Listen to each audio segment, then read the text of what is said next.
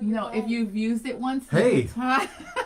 Someday we'll resolve this debate we were having with you, but it's not today. So annoying, yes. Wow, how things change. If you're part of our overtime family, crazy. Just don't go back and look at overtime earlier this week when I was talking about it. I know. You know how much everything's changed in the last few days? I look like mayor of Crazy Town in hindsight now. No, but listen. There was somebody that was working for the Pentagon for the disasters or something department, and they were like right before late Thursday. We thought, okay, calm down, and it flipped. Yeah. I don't know what made it flip late Thursday, but I think you're not alone, Brian. Yeah, and I don't regret anything necessarily I was saying. I still think all the things I was saying were true, but things have changed so quick. Like, I'm singing a different song.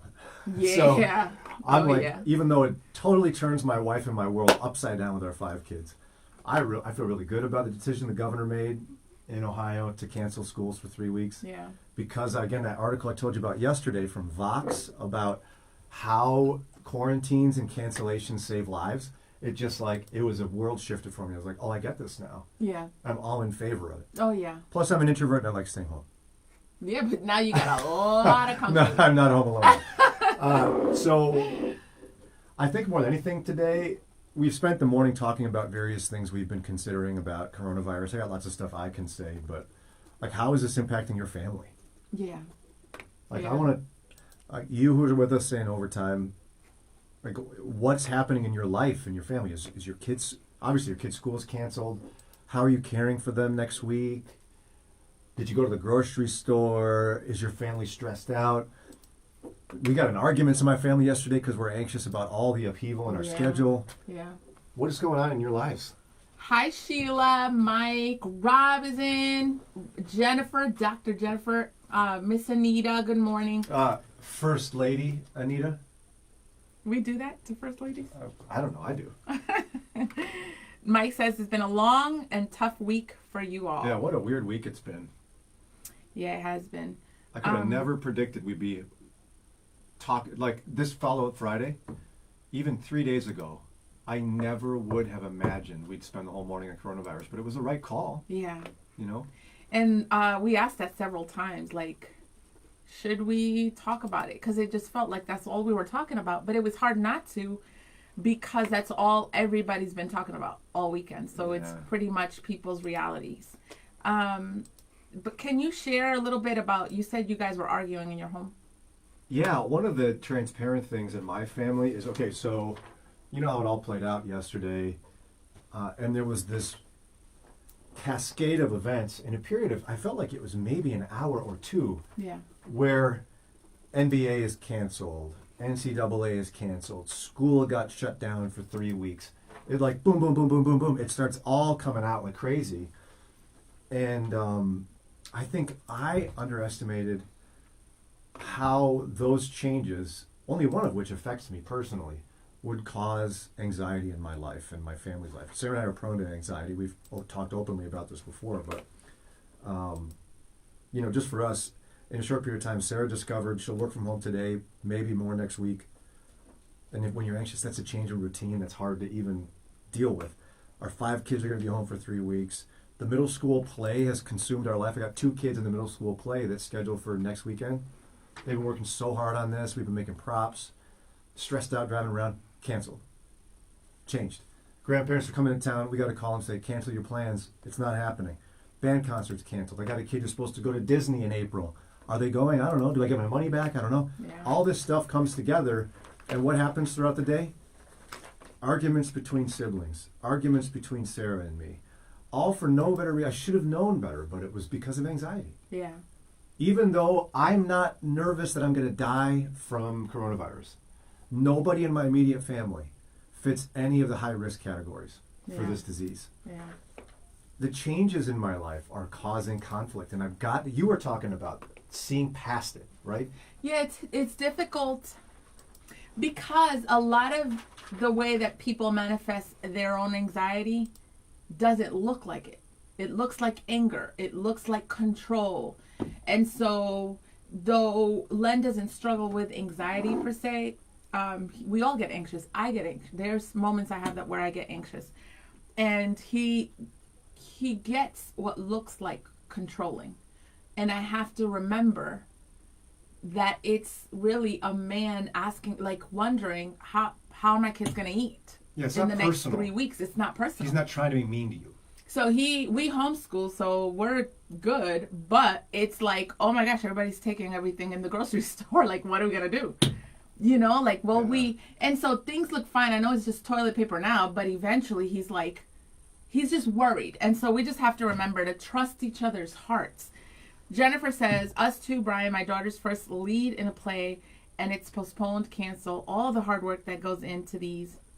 And she's very anxious and sad about Jennifer, I underestimated not only how I would feel about that cancellation, but my kids impacted by it. And yet I'm not here going, curses to the governor. No, I think it was the right call. But it doesn't change the fact that it's going to cause angst and disappointment in the family, you know? Look at this. A local pizza shop in Akron, they're saying, somebody just shared this from the Brian and Janelle page. So the owner sends out emails and he says, we understand that some of these kids are depending on school lunches to have a good meal. In many cases, this is their only meal, which is the free lunches in school. If you're going to have trouble with lunches for your children while the schools are closed, or know of someone who's going to need some help with food, we'd like to try our best to help. And then just kind of reaching out. Isn't that cool? And we've heard of other businesses. So it kind of helps keep a positive attitude as we experience all this. What did Sheila say? I liked your take on how people with anxiety might react. It was totally me. Also, definitely agree to give a shout out to your kids' teachers. My one child's teacher told me she was working till midnight last night. Yeah, no, we can't, I have just enough experience to know that really it takes so much time and mental and psychological energy to get a lesson plan done. Oh, yeah. And now you've got educators who have 24 hours or less to entirely change how they're going to teach everything for 3 weeks. And the Guys, frustration of having your kids in a journey in whatever class it was, and now everything's flipped. Well, yeah, because that has to be frustrating. I mean, the real stress for, I don't care if you're charter or public or private school, is that state testing comes in April. And it's high stakes state testing for which funding is tied somewhat, your school ranking, your reputation. And these 3 weeks are critical. Now, I'm praying the governor calls off state testing for the rest of the year. He hasn't said he would or not. He said he's willing to. I think that would relieve a lot of stress for families and educators, particularly those in rural and urban poor communities that don't have the ability to do online school. You truly don't understand the upheaval for educators right now. They're not getting 3 weeks off. No, they're not. Deborah says, and now Facebook just posted that they have a change in their interface to make life easier. Really? They need to do this now? What is that about? Facebook. Yeah. I'm trying to find toilet paper and you're going to change my Facebook. Sarah, hola. Buenos dias. Hola de Ecuador. She said, just checking in from Ecuador. We're pretty much in the same boat you all are, as school has been canceled. What? Indefinitely, wow. As well as large public gathering. Our grocery stores are as empty as you are. It's pretty crazy. On a good note, your travel comments got me looking at tickets, right? To bring our son down for a visit after his first year of college. And they are so low. I'm now excited to get things rolling for him. Oh, even that's to good. Ecuador? Boy, if you want us to help carry his bags, you could send us to Ecuador. I know, right? I'll go visit you. I'll do the Brian Janelle show halfway. Tara says, can I be honest? Everyone's experiencing significant emotions. I know God did not give us a spirit of fear, but that does not negate the fear I feel. Yeah. Not being able to pay your bills or feed your kids is a scary thought. Just because I feel fear does not mean I don't trust God. Oh, that is real. It just feels a little shameful to admit that I'm feeling that. No. Don't feel shame that you admit that. God says not to fear, but it's not a sin to be fearful. I mean, read David. Like one of the imprecatory psalms says, he goes, how long will you forget me, Lord? Forever? He was so stressed out about having enemies after him. So it doesn't make you a weak believer. It makes you a real person. No, don't. I'm glad you were honest, because quite frankly, there are so many people in this situation that are saying, oh no, will I get my hourly paycheck? I don't have any sick time. How am I going to take care of my babies? Yeah. My wife talked to a guy yesterday who literally is out of toilet paper. He's not trying to hoard it, and he can't find any at the store. So You are not a bad Christian for that. You are a normal person. You don't need more faith. You need to know you're not alone. That's what you need to know. Goodness sakes, I'm so sorry you're feeling that. No, yeah, and that's real. And many are feeling the same way you are, and I'm glad that you shared that with us. Rob says, "Good morning. I'm grateful both conferences, men and women, were done before and after." Yeah, isn't that right, Rob? This situation. Could you imagine if we would have had to cancel Walk Worthy? Praise the Lord for holding back the virus for Walk Worthy. Tim says, "Shouldn't low testing schools get more money to boost education?" No, that would be the intuitive thing, but that's not how it works, unfortunately, as funding is primarily tied to property taxes. And so therefore rich neighborhoods automatically get more funding and such. There's federal issues. I don't know all the issues, but yeah, we're going to have to really consider the reason I think that high stakes testing ought to be canceled. They don't need more. What we're going to end up with is state testing where all the rich kids perform just as well as they would have and the poor kids don't. That's not something I'm comfortable with. If the governor's watching, you need to cancel state testing for the remainder of the school year. And thank you for your leadership. We love you. Yeah, you're great. Good job. Jessie, mi amiga. She said, "Hola, Janelle and Brian. I was looking for your live video and I went to an old one. It was making comments." That's okay, girl. That's all right, Jesse. I'm glad you're here. Glad you found us. Yeah. So Demer says, "Can you please help her understand what's the purpose of state testing?" State testing, I'm not still in education. It's been a lot of years, but let me give you a very broad overview. State testing helps determine how well your school is doing in educating your children. And right now, even like let's just say in Akron, there's a school choice program where poor performing schools, children can actually take a voucher and leave the poor performing school and take dollars elsewhere. And so in some ways, funding is tied to the results of state testing. Kids being able to advance and graduate, they have to, at certain milestones, pass their state testing that evaluates, again, how they're learning and how the schools are doing. And so, again, when the testing is in April and you miss the last 3 weeks of March, pretty much the last 3 weeks of March, you're not properly preparing your kids for a high-stakes test. Imagine if, for some reason, someone didn't allow you to prep at all for your SATs or ACTs for 3 weeks prior to the test. I mean, that would be horribly stressful. That's what kids are facing. So it's a big deal. That's why I call on the governor with He's there. Go ahead, talk to him. No authority whatsoever or influence. Yeah. You can email us, Governor, and we'll break down our thoughts. Just cancel it. Take the stress away. There you go. Learning should continue, but don't make high-stakes testing a thing. Jesse says, "Thank you for sharing your thoughts about anxiety. I understood what I feel, and I can start putting more effort on controlling myself, arguing and controlling little things around me." Oh, my pleasure, Jesse, because you know what? Sarah and I are just trying to stumble through life like the rest of us with Jesus' help. And it really is, it's interesting how anxiety manifests itself in so many different ways in so many different people. Yeah. Len and Sarah, not from the fish, but like your Len and my Sarah, will often, like, they get a little more controlling. They get controlling. And then I react. And so it helps me kind of further understand to help him. Like, you know, so like he was tripping, we got to go grocery shopping and we got to get this and all of this. And I told him, listen, I can't, like, because he said the grocery stores may shut down. Like, he was scared. And I said, I can't go there. Because if you want me home with your kids, I can't be anxious. So I said, just give me a list to kind of help him. Give me a list and I'll get it. You see, like, but I said, I got to do the next step because I got to control my emotions.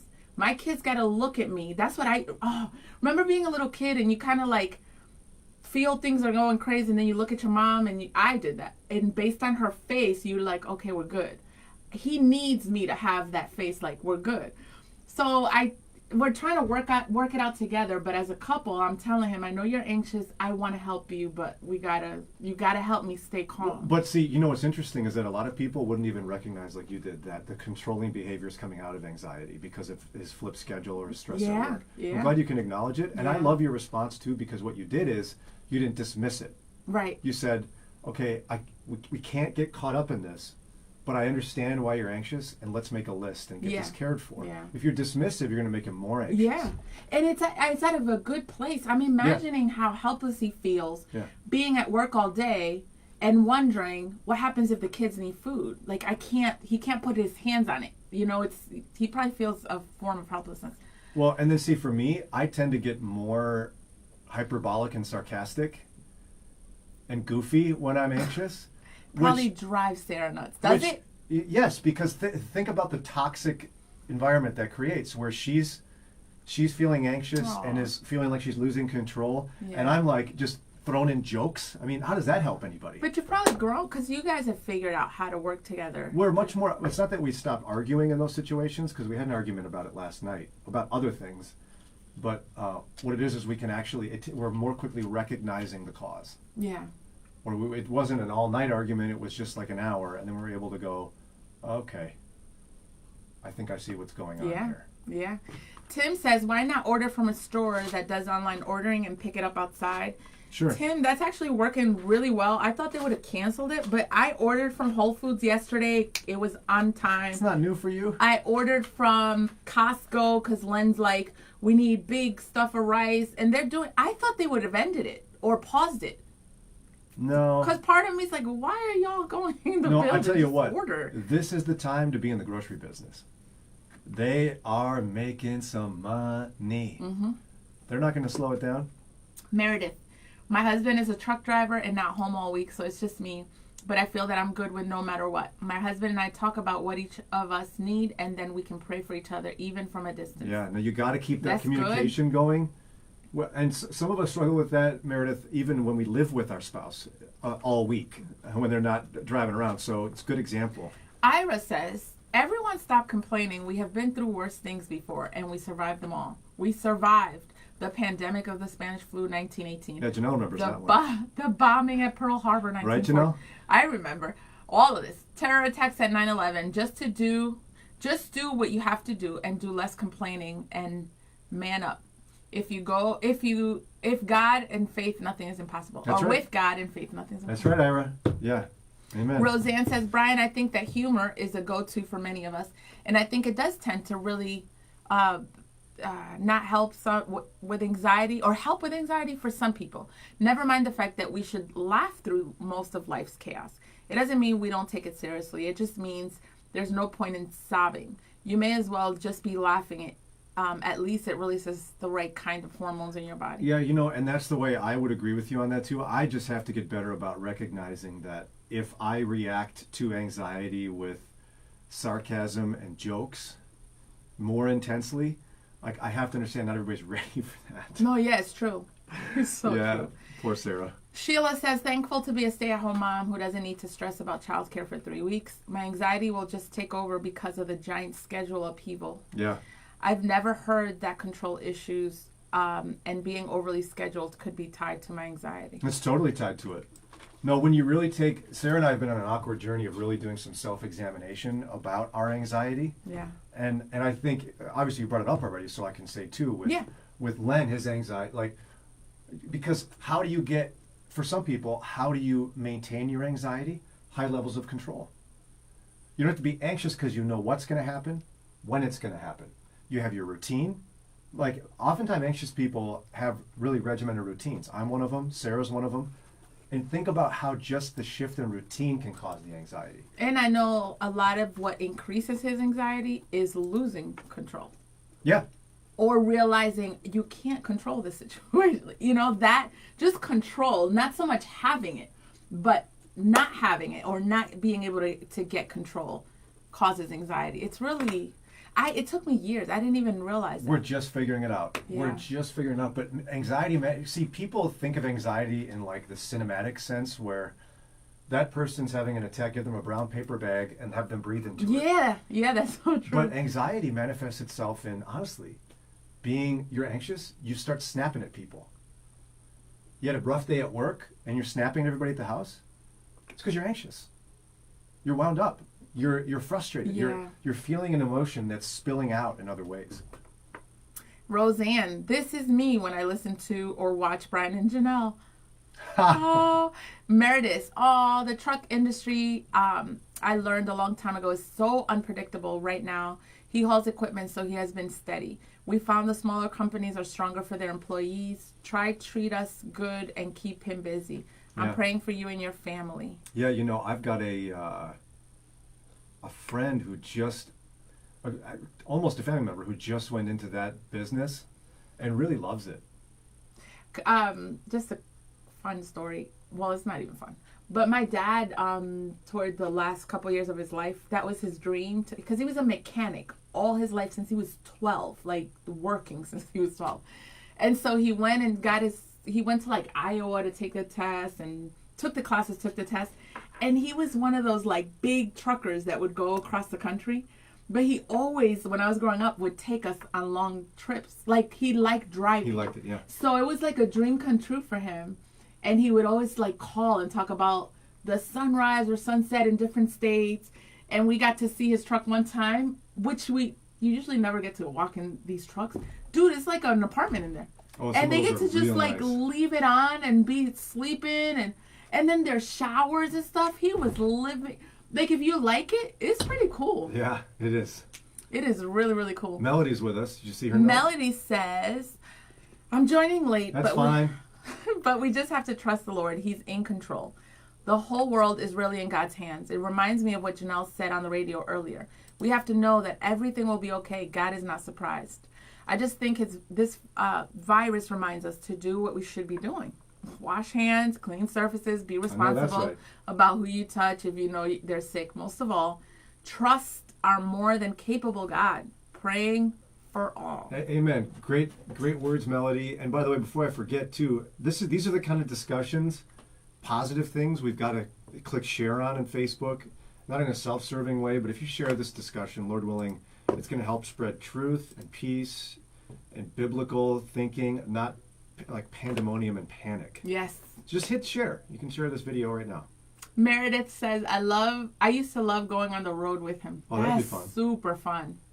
Roseanne. Like the movies where the guy's sitting in there going like this. Yeah. Oh, yeah. Roseanne says, I just feel like we're living in the Twilight Zone right now. I think a lot of people are feeling that. Do you feel that? To be honest, I feel the corona part is not bad. I kind of feel like chill because we're already home. And so it's like business as usual. And what has been cut off is the sports. My kids, I have a track runner or a kid in track with the high school and a kid in the swim team. So it's like a way of giving me a break that I didn't ask for. Like, they have no choice. We're going to be home. Go ride a bike or something. So in a way, I'm like, oh, you know.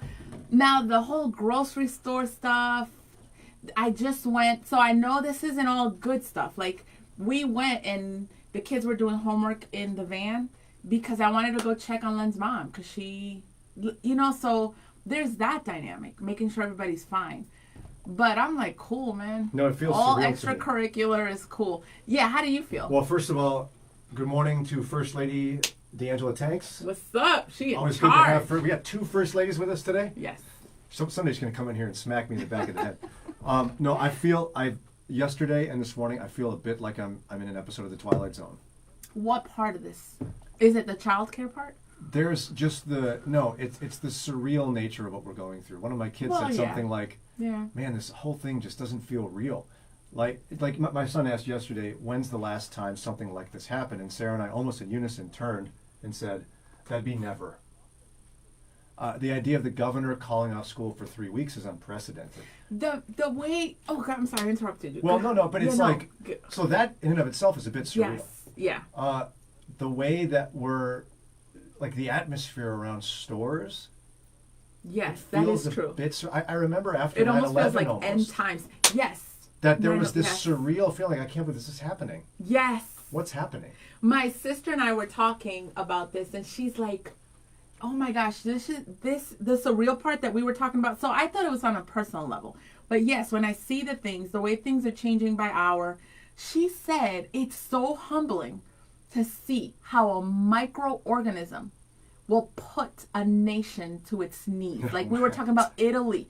She's like, you're seeing how like thousands of people for one little thing. And she's like, it's humbling. She's like, right now, it doesn't matter if you're president, if you're a janitor, nothing. Yeah. So we were talking about that. And then the other thing about 9/11, the only closest thing is that night. Like 9/11 happened in the morning.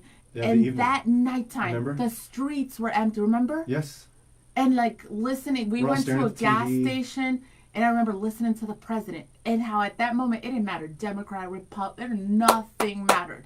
Yeah, we were like, are we going to make it today? I tried to get gas that night. I couldn't. The line was too long. Wow. But all that to say, that's kind of the person who, was it Meredith who said it feels like an episode of The Twilight Zone? Yeah, Or yeah. was it Deborah? Let me look. Somebody said that. Roseanne. No. Yeah. Okay. Yes, Roseanne. I feel the same way. But at least I've got Christ, where, so many people, I can't imagine not having faith in Christ in a situation where there's some turmoil. Can you imagine the panic where you have no trust in a divine God who is in complete control? Yeah, because that's what we're realizing. And that's, again, what my sister and I were exploring. Like, dude, these are the moments you remember, and we compared it to 9/11, where we are not, like, it just takes a moment or one little thing, and you're not in control. So it's such a blessing that we know who's in true control. Meredith said, I was at the gas station on 9/11. That was insane. Christy says, I've been housebound for 6 weeks due to back surgery. I hope you're all right, Christy. 6 weeks, that's terrible.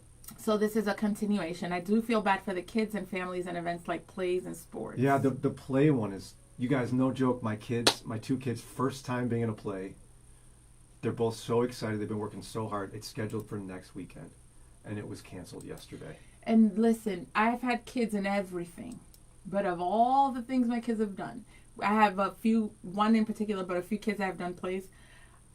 That is such hard work for the kid and for the family and the investment of time. So I feel bad because I know a couple people with the plays, and I'm like, dude, after all those weeks. It's a lot. And the time and hours and memorizing. And then when it's like in depth, we'll postpone it. Okay, well, I got the lines memorized. Will I still have them memorized in a month? Yeah. That's and the way they organize rehearsals for plays is like you begin to build an intensity and length so that you can keep things going. And now it's halted. Christy says, I'm healing well. Praise God. Oh, good. I'm so glad you're doing better. That's great. Rob says, it's cool to see Brian being cooler than normal. Wait, where's the Purell? It is right there. So somebody wants to know, did you invest in Purell? Did you put your money? I've been putting lots of money in it, I'll tell you that, over the years. But, yeah, it's cool. It's like my boombox in the 80s. What you guys doing? Now you're all trying to get this stuff. Oh my gosh. Somebody else was saying something. Right, Chris. Did you invest in Purell? Up here? No, down more, I think. Oh, down? Did we miss something? Maybe? I thought this morning, Meredith, that I feel maybe we can offer to help places like the school and offer to come in and help clean. Yes. In fact, I can tell you, I serve on the board at Summit Christian School. Love Summit Christian School. They, the principal told me there was somebody who volunteered yesterday their time to go through with a bleach solution and clean all the walls and all the surfaces and railings. And you don't know how much that blessed her. I mean, there's staff on site, but I don't know that you should go there to volunteer. But if you know someone attached to a school and you could volunteer your time to go and help clean these things, they got to go and they got to clean everything. That's crazy. It was such a blessing to the principal at Summit, I know. I'm not trying to be funny, but if the kids are gone for 3 weeks and the coronavirus lives on the surfaces for 2 days, why do they have to so extensively wipe everything out? This is preventative. Because, again, like I saw last night in the news, one health official estimates that as many as 100,000 people in Ohio have the virus. They just don't know it yet. Yeah. Therefore, schools wouldn't know if they need to clean or not, just because they don't have a case. So I just think it's smart. Yeah, it is smart. It's so extensive, such a labor intensive. And let's just say that I'm excited to know that none of y'all can ever again give me a hard time about this. I'm the smart one now. Soap and water is better. Always, always. Our boss, better. Josue Villa. Gracias. Actually, Josue Villa. Villa. Our boss, great guy. He has suggested that he will disinfect with this. It's going to kill the viruses. Might kill the lining of your stomach. But yeah, that's his strategy. Yeah. All right, family, we got to go. Have a Peace great out. Friday. We'll be back here on Monday. And don't forget, share is going to happen. No matter what gets canceled. We need your financial support to keep this radio station going. Brian and Janelle Overtime needs your financial support to keep things going. We'll be doing the live on-air campaign Tuesday through Saturday next week. Get your gifts in right now. Thank you, Susie. What? Go ahead. Go ahead. No, I'll tell you in a second. Go. 800-600-9624 is the number to give right now. 800-600-9624. Or go online to moodyradio.org BJOT.org/Cleveland. So a couple things. I know y'all are going to be home and you got the kids home. Look below and I put a link with really cool activities to do while we're all at home. With the kids, if you don't have kids, there's some ideas for you. And before we go, a shout out to my cousin Susie Canela from Cincinnati. She said, Brian, jabón y agua. Jabón y agua. Gracias. I'm pretty Soap sure and that's water. Spanish for lots of hand sanitizer. Jabón y agua. El hand Gracias. sanitizer es muy bueno. Bye, guys. Gosh. Yeah, I gotta turn it off still. You already stopped.